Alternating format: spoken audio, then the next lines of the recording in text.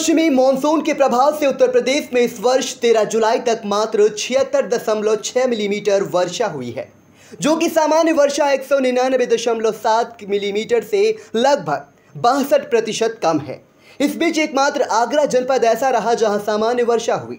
ललितपुर, फिरोजाबाद, वाराणसी और हापुड़ में सामान्य 80 से 120% और लखीमपुर खीरी, देवरिया, एटा और बिजनौर में सामान्य से कम 60 से 80% वर्षा हुई है।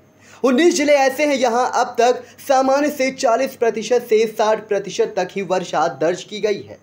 मुख्यमंत्री योगी आदित्यनाथ ने सूबे के अधिकारियों को दिशा निर्देश जारी करते हुए कहा कि किसानों और फसलों की स्थिति को देखते हुए हमें सभी परिस्थितियों के लिए तैयार रहना होगा।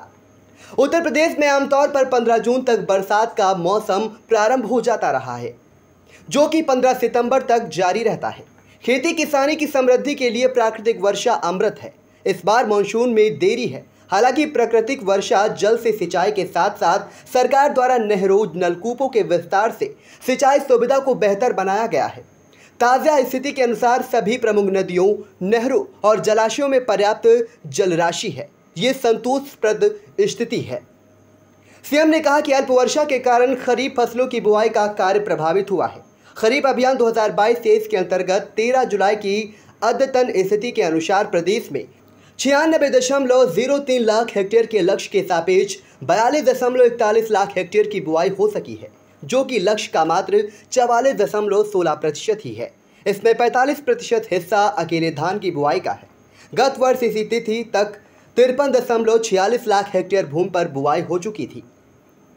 मौसम वैज्ञानिकों ने आंकलन के अनुसार आगामी 18 जुलाई से अच्छी वर्षा की संभावना है।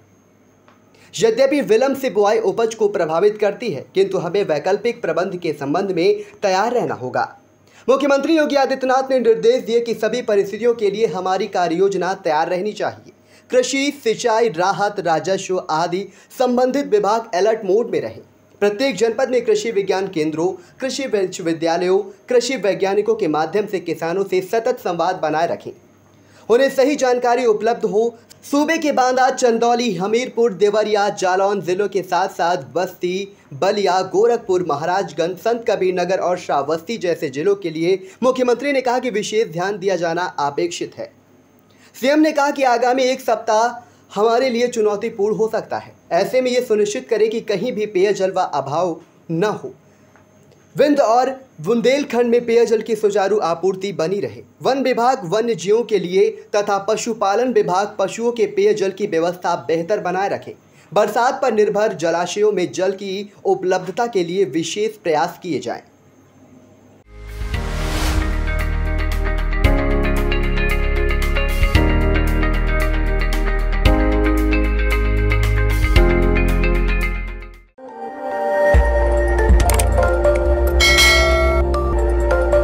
खबर आपकी, नजर हमारी।